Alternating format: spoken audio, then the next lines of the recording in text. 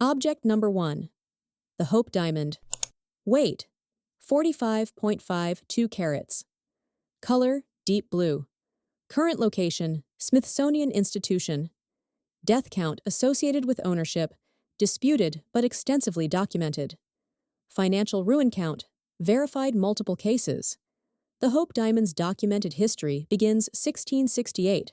French merchant Jean-Baptiste Tavernier acquired a large blue diamond in India, allegedly stolen from a statue of the goddess Sita, or purchased legitimately.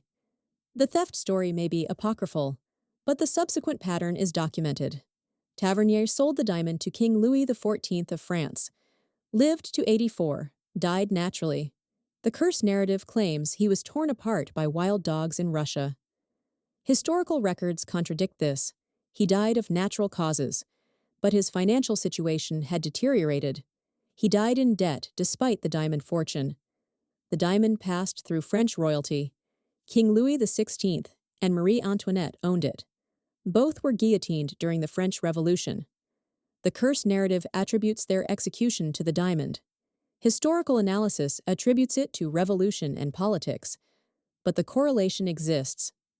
After the French Revolution, the diamond disappeared. Stolen during the crown jewels theft, resurfaced decades later in London, recut to 45 carats. Owned by Henry Philip Hope. The diamond takes his name.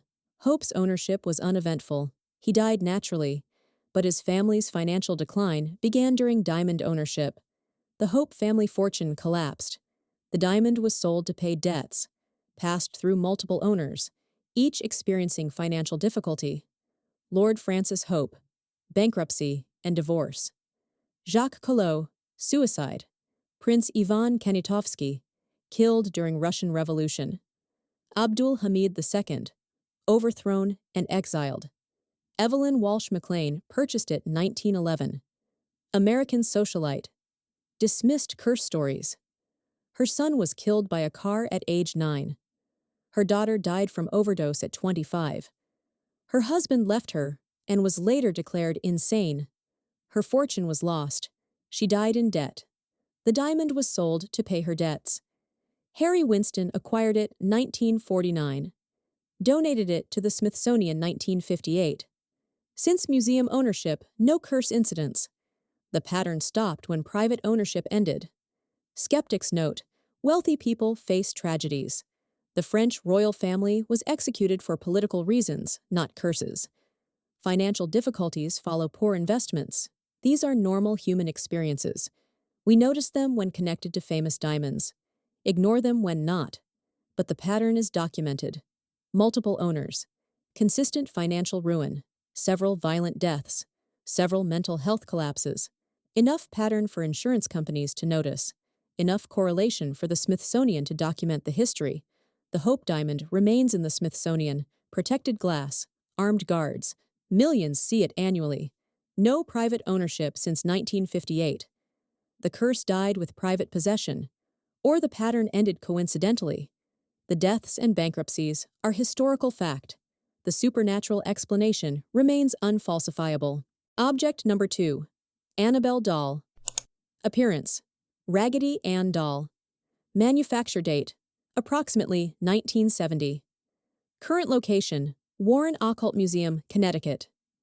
Death count: 1 verified, others disputed. 1970. Donna, a nursing student, received a Raggedy Ann doll as a gift. The doll began moving, left in one position, found in another, left in one room, appeared elsewhere.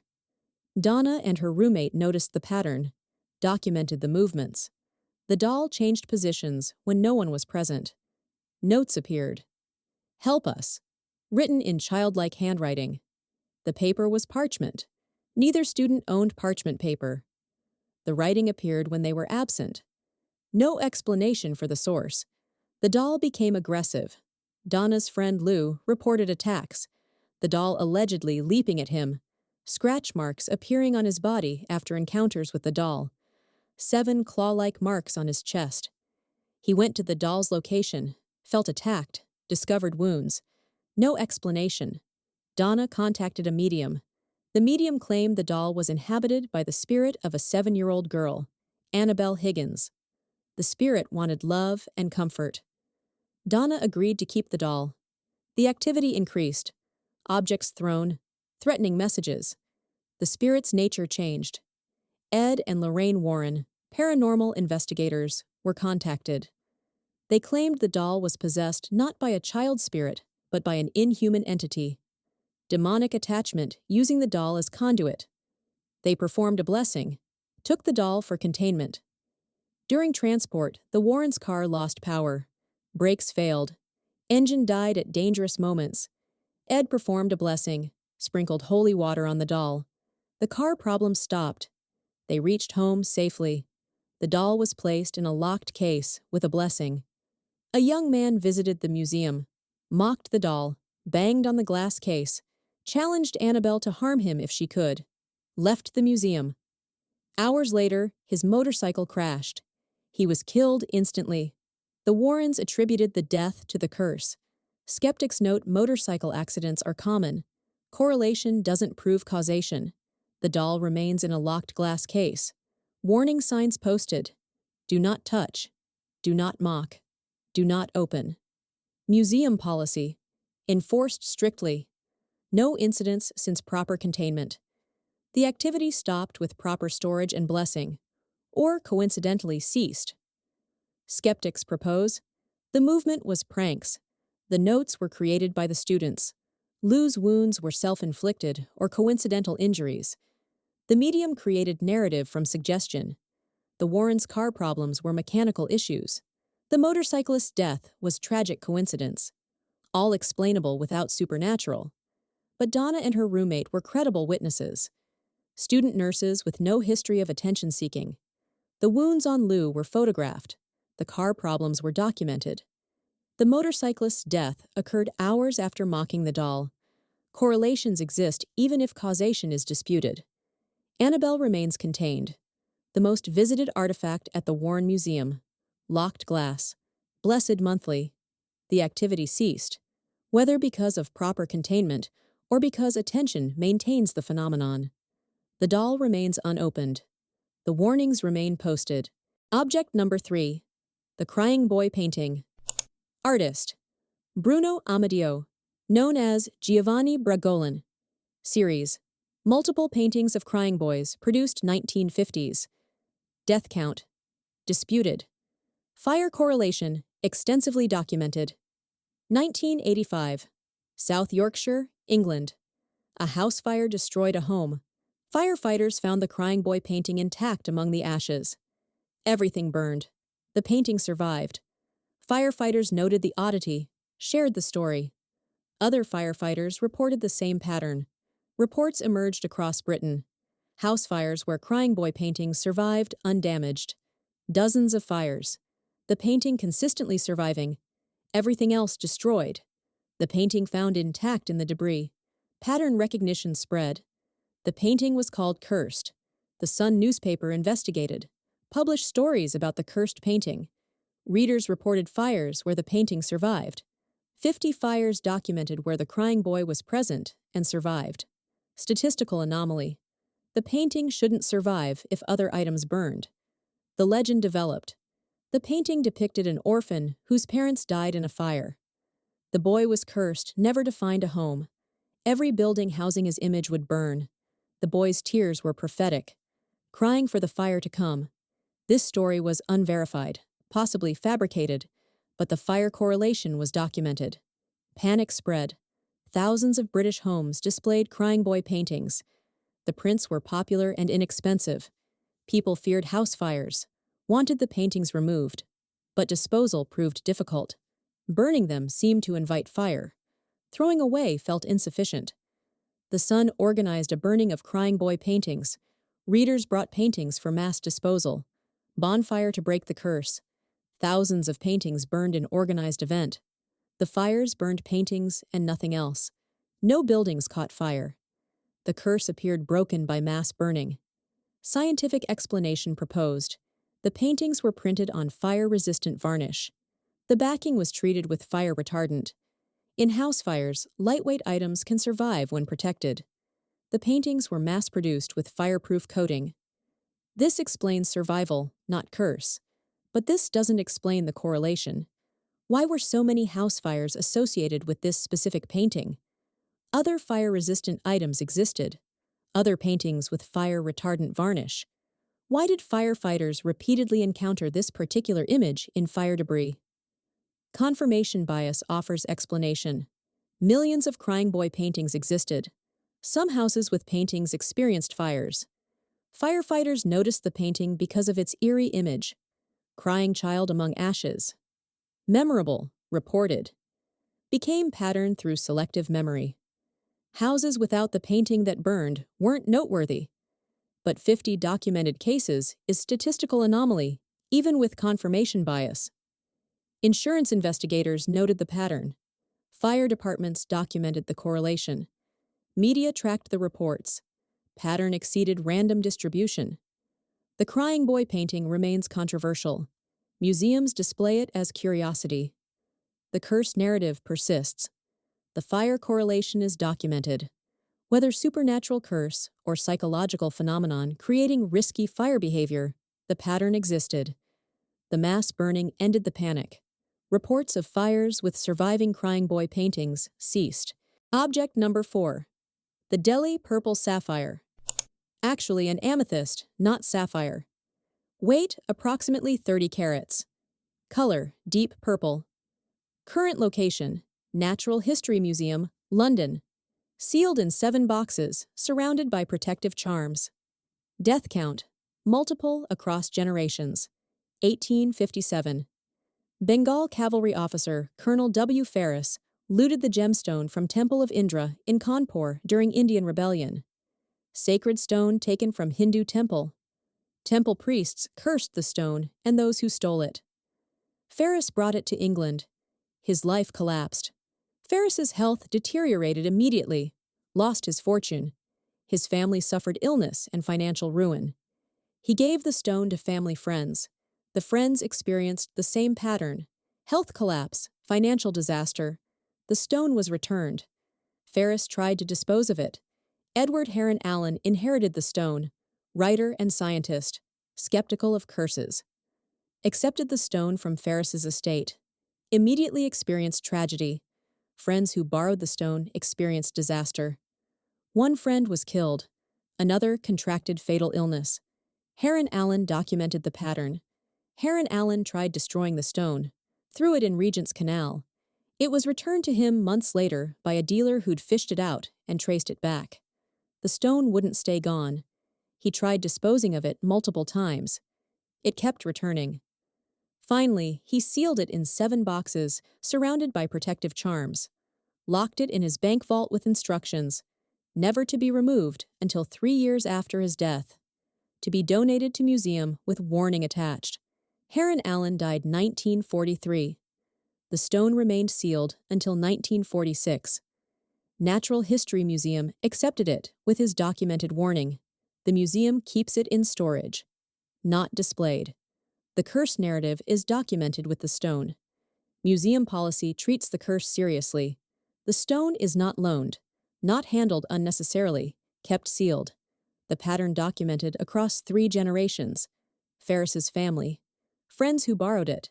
Heron Allen's circle. Health problems, financial ruin, deaths. Pattern consistent across multiple owners. Enough to convince a scientist to seal it permanently. Skeptics note, looted artifacts carry guilt. Psychological burden of stolen sacred object creates anxiety. Anxiety causes stress. Stress affects health and decision-making. Financial problems follow poor decisions. Deaths are statistical. Attributing them to curse is confirmation bias. Returning the stone was dealer recognizing valuable gem, not supernatural. But Heron Allen was a scientist, documented carefully. His friends' deaths after borrowing the stone are recorded. The stone returning after disposal is verified by witnesses. The pattern spans people who didn't know each other. Different social circles, same pattern. The Delhi Purple Sapphire remains sealed.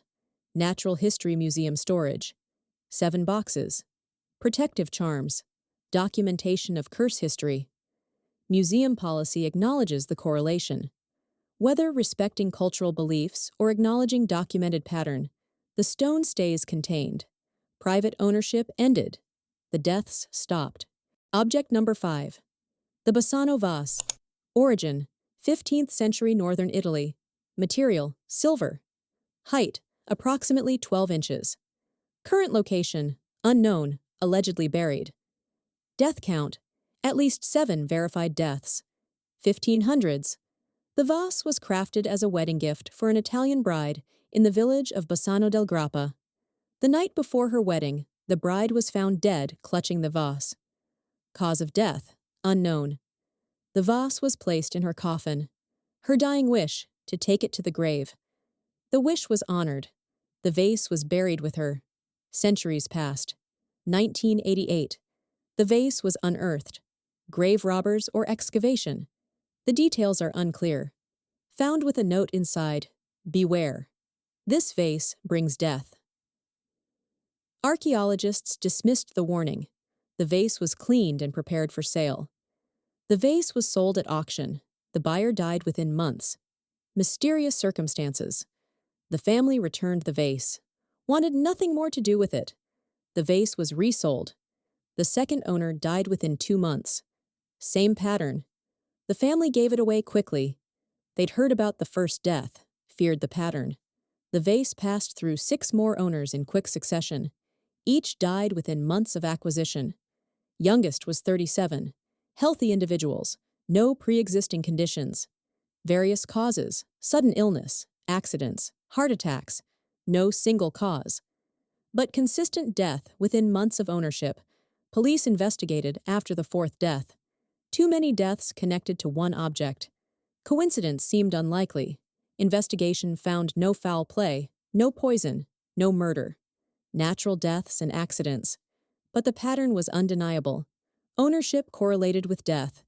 Police documented the connection, but found no crime. The last known owner, a pharmacist, purchased the vase despite the stories. Thought they were superstition, died 3 months later. His family was terrified, refused to keep the vase, attempted to give it to museums. Museums refused. The curse story had spread. No institution would accept it. The family couldn't sell it, couldn't donate it, couldn't keep it. Solution: bury it. The vase was taken to an undisclosed location, buried in lead coffin. Location kept secret. The family feared if the location became known, someone would dig it up. Continue the pattern. The vase hasn't been seen since, allegedly buried in a field in rural Italy. Exact location unknown to all but the family. They refused to disclose it. The deaths stopped after burial. No more owners. No more deaths. Problem solved through isolation. Skeptics propose. The deaths were coincidence. Middle-aged people die. 7 deaths over a few years isn't statistically impossible. The curse narrative created anxiety. Anxiety affects health. Stress contributes to heart attacks. The story killed through nocebo effect, not supernatural curse. But 7 deaths across 7 owners is extreme correlation. Police investigated, found pattern unusual enough to document officially. Medical examiners found no connection between deaths, except vase ownership. Museums refused it. Institutions that normally accept antiques declined this one. The Basano vase remains buried. Its location a family secret. The deaths ended with permanent isolation. Whether because supernatural curse can't reach victims if the object is inaccessible, or because no new owners means no new correlation, the pattern broke. The vase stays underground. Object number 6. Busby's stoop chair. Origin: Thirsk, North Yorkshire, England. Date: approximately 1700. Material: oak. Death count: documented at least 19 deaths before permanent display. Thomas Busby, 1700. Counterfeiter and murderer. His favorite chair at an inn? Anyone who sat in it incurred his wrath. When Daniel Awidi, his father-in-law, sat in the chair, Busby killed him. Busby was executed for murder. His last words cursed the chair. Anyone who sat in it would die. The curse appeared to manifest. Over centuries, multiple deaths correlated with sitting in Busby's chair. Deaths were documented.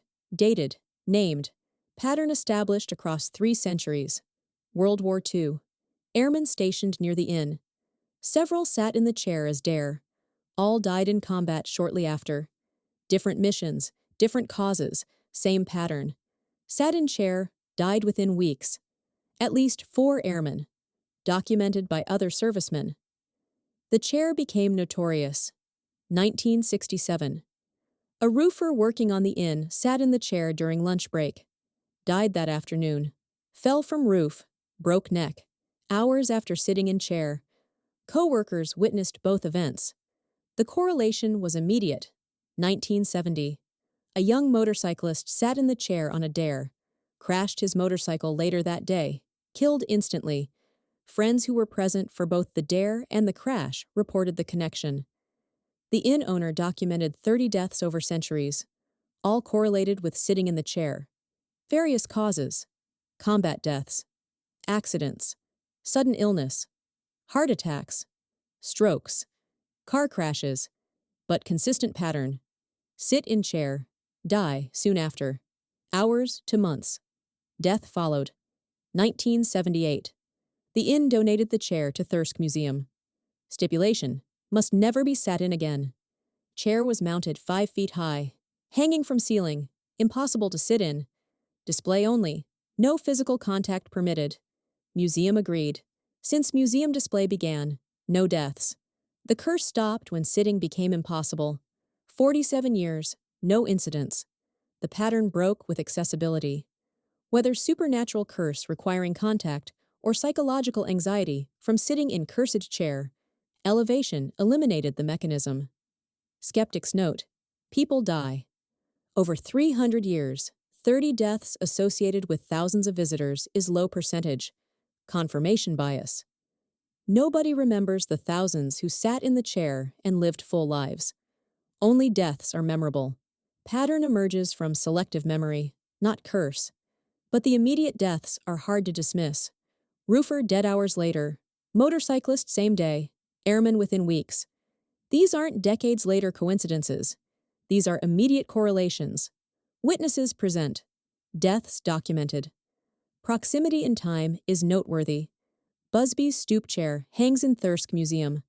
5 feet up. Unreachable. Displayed behind barrier. Warning plaques explain the history.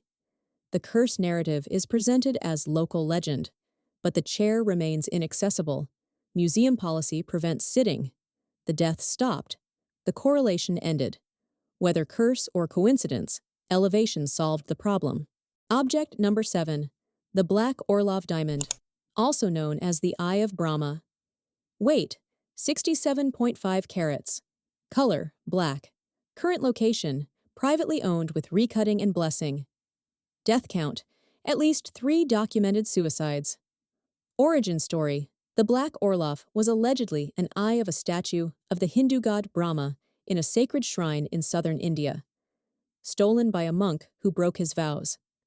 The theft cursed the stone. Anyone who owned it would die by their own hand. The diamond was brought to Europe. The deaths began.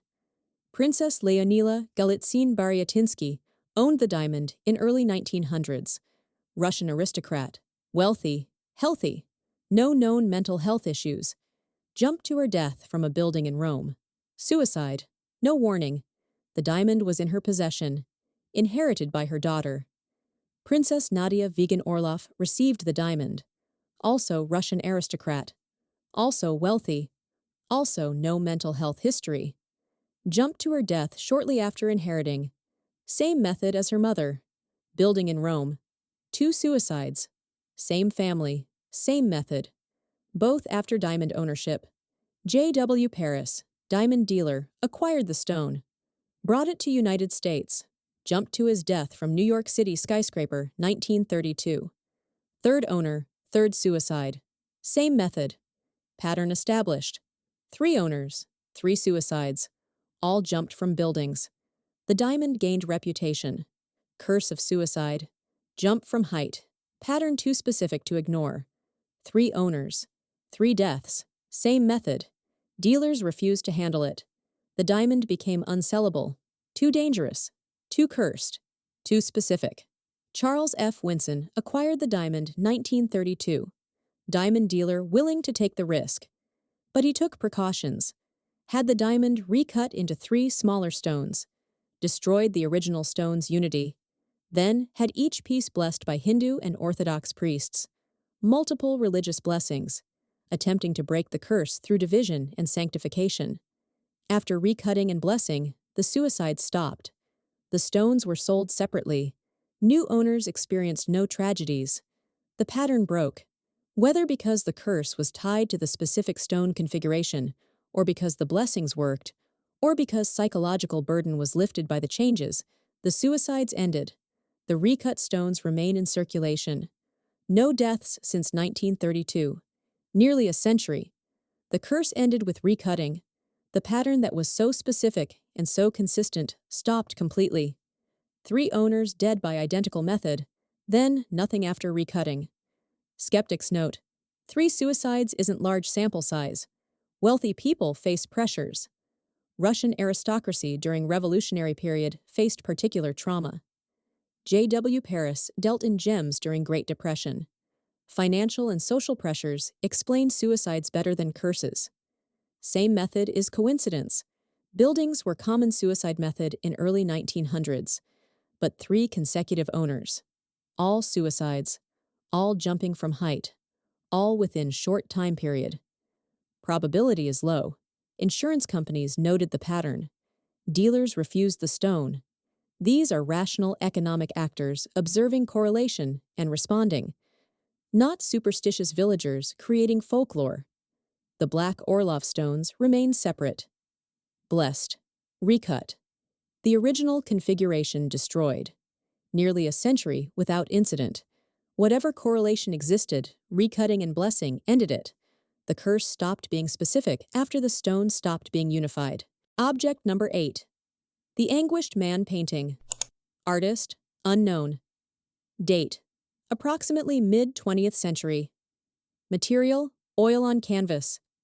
Current location, Sean Robinson's home, Cumbria, England.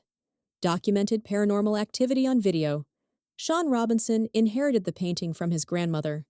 She'd kept it in her attic for 25 years. Never displayed it. Warned family it was evil. Claimed the artist mixed his own blood into the paint. Committed suicide after completing it. His anguish was bound in the image. She'd heard him crying, seen shadows, wanted nothing to do with it, kept it hidden. Robinson took the painting 2010. Didn't believe the stories. Hung it in his house. Activity began immediately. Crying sounds at night. Shadow figure seen in hallway. Doors slamming. No drafts. No explanation. The activity centered around the painting.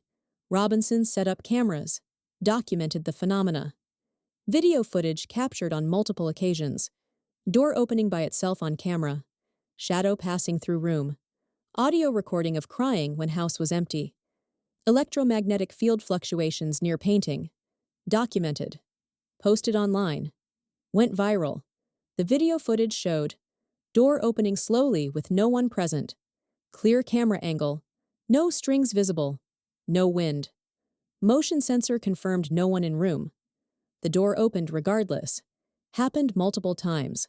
Recorded each instance. Shadow figure appeared on thermal camera. Human-shaped. Moving through room. Not matching anyone's position. No heat signature, but visible on infrared. Passed through walls. Robinson's family members refused to stay in the house. Friends reported feeling watched. Uncomfortable near the painting. Robinson reported health effects. Headaches near painting, nausea, dizziness. His wife experienced worse symptoms. Decided to relocate painting to shed. Activity in house decreased. Shed became active. Lights flickering. Sounds from shed. The painting's influence moved with it. Multiple paranormal investigators examined the painting. EMF readers showed spikes. Temperature drops near canvas. EVP recordings captured voices. Multiple independent teams reported similar findings. Consistent results across different equipment and investigators. Scientific explanations proposed. Infrasound. The painting might emit low-frequency sound below human hearing. Infrasound causes anxiety, dread, sensation of presence. Could explain feelings, but doesn't explain video footage. Doesn't explain door opening. Doesn't explain shadow figure. Sleep paralysis and suggestibility. Robinson expected activity because of grandmother's stories, created experiences through expectation, but multiple witnesses unaware of stories reported same experiences. Video footage is objective. Camera captures what's there regardless of expectation. The painting remains in Robinson's possession. He refuses to destroy it, considers it evidence, keeps it secured, rarely displays it. The activity continues at lower level when painting is isolated. When brought into main house, activity spikes. Pattern is documented. Reproducible. Witnessed by multiple people. The Anguished man represents modern cursed object. Contemporary. Video documented. Multiple witnesses. Scientific equipment measuring anomalies. Whether genuine supernatural phenomenon or elaborate hoax with technical assistance, the documentation exists. The pattern is repeatable. The painting correlates with disturbances. Object number 9. James Dean's Porsche. Little Bastard. Make. Porsche 550, Spyder. Year, 1955. Owner, James Dean, actor. Death, September 30, 1955. The car's destruction continued beyond Dean's death. Dean purchased the Porsche, September 21, 1955. Had Little Bastard painted on rear. 9 days later, dead. Car crash on California highway. Dean died instantly. Age 24. Career at peak. The car was completely destroyed. Or so it should have been. George Barris, car customizer, purchased the wreckage, planned to rebuild it. The car fell from trailer during transport. Crushed mechanic's legs. First injury post-Dean. The car was dangerous even in pieces. Barris decided against rebuild. Sold parts to racers. Troy McHenry bought the engine. Installed in his race car. Died in racing accident. The car crashed during race. McHenry killed. The engine was blamed. Dean's engine. Death followed it. William Eschred bought the drivetrain. Installed in his car. Seriously injured in racing crash. Same race that killed McHenry. Different component from Little Bastard. Same pattern. 2 tires from Dean's car were sold. Both blew simultaneously on another vehicle. Caused accident. Non-fatal but serious injuries. Both tires. Same moment. Statistically unlikely. Both from Little Bastard. The pattern continued with multiple components. The chassis was used for safety exhibition. Touring display showing dangers of reckless driving. Dean's mangled car as warning. The exhibit caught fire. Garage housing it burned. Only Dean's car was damaged. Building and other vehicles survived. Fire started near Little Bastard. Cause never determined. 1959. The chassis was being transported to safety exhibition. Truck carrying it crashed. Driver killed. The Porsche chassis fell from truck. Landed without damage. Driver dead. Car unmarked. 8 people connected to car's parts or displayed dead or seriously injured. 4 years. 8 casualties. 1960. The car was being transported again. The chassis disappeared. In transit. Never arrived at destination. Searched extensively. Never found. A Porsche chassis. Small but not invisible. Vanished completely. Remains missing. 65 years. No trace. Skeptics note. Dean's crash was reckless driving. He was speeding. Other drivers using salvaged race car parts take risks. Racing is dangerous. Deaths in racing aren't supernatural. Fires happen. Accidents happen. The truck driver's death was tragic but explainable. Car theft explains disappearance. Stripped for parts. Nothing supernatural. But 8 casualties connected to one car's parts is extreme correlation. George Barris documented each incident. Warned buyers about the curse. Insurance companies noted the pattern. The car vanishing during transport is unexplained. Large search. No recovery. Disappeared completely. Little Bastard remains missing. Last seen 1960. Never recovered. Whether stolen and destroyed or disappeared through unknown means, the car is gone. The casualties stopped when the car vanished. No more owners. No more parts distributed. No more deaths. The pattern ended with disappearance. Object number 10. Robert the Doll. Appearance: child-sized doll in sailor suit. Age: approximately 120 years. Current location: Fort East Martello Museum, Key West, Florida. Documented: extensive. 1940. Robert Eugene Otto, age 6, received the doll from Bahamian servant. Some accounts say the servant practiced voodoo, gave the doll to Robert, named it Robert. The boy called himself Jean to distinguish. The doll became Robert. Jean was Jean. The doll was Robert. Robert the doll moved, changed positions, appeared in different rooms. The family heard giggling from Jean's room. Jean was alone. Just Jean and Robert. Jean blamed Robert for mischief. Robert did it. Parents thought imagination, but furniture was overturned. Jean couldn't move it. Robert could, Jean claimed. Jean grew up, kept Robert. Adult man with childhood doll. Unusual but harmless. Until Jean married. His wife hated Robert, felt watched, heard footsteps in room where Robert was kept. Demanded Robert be moved to attic. Jean complied reluctantly. Visited Robert there. Talked to him. Wife found it disturbing. Jean died 1974. Robert remained in house. House was sold. New family. Young daughter given Robert. She screamed at night. Claimed Robert attacked her. Tried to kill her. Moved by itself.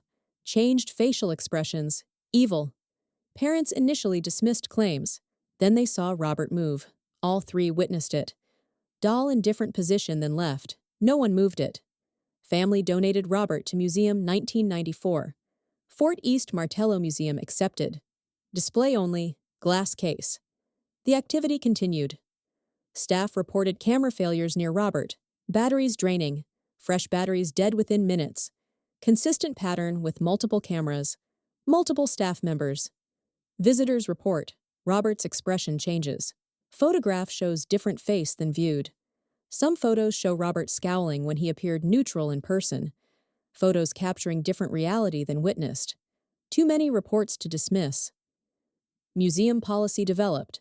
Ask Robert's permission before photographing. If permission not asked, bad luck follows.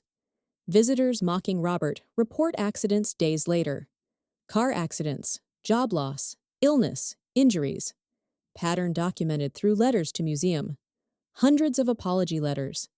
Visitors blaming their misfortune on disrespecting Robert. Asking forgiveness. Begging curse reversal. The museum keeps the letters. Displays them. Evidence of the pattern. People who mocked Robert writing later about tragedies. Too many for coincidence. Documented correlation. Museum posts letters as warning. Rules clearly stated. Ask permission, show respect, or face consequences. Scientific explanation. Mass hysteria. Suggestion. People predisposed to believe in curses attribute normal misfortune to doll. Coincidence becomes narrative. Confirmation bias. Battery failure is common. Camera malfunction happens. Nothing supernatural. Just selection bias. But museum staff weren't believers initially. Documented camera issues independently. Hundreds of apology letters from visitors who weren't aware of each other. Similar stories, different people, different times. Pattern across demographics. Consistent enough for museum policy to change. Robert remains in Fort East Martello Museum. Behind glass. Watched constantly. The most visited exhibit. Warning signs posted. Rules enforced. The activity continues. Batteries fail. Letters arrive. The doll remains intact. The curse, if it exists, remains active. Museum treats it seriously. Policy reflects documented pattern.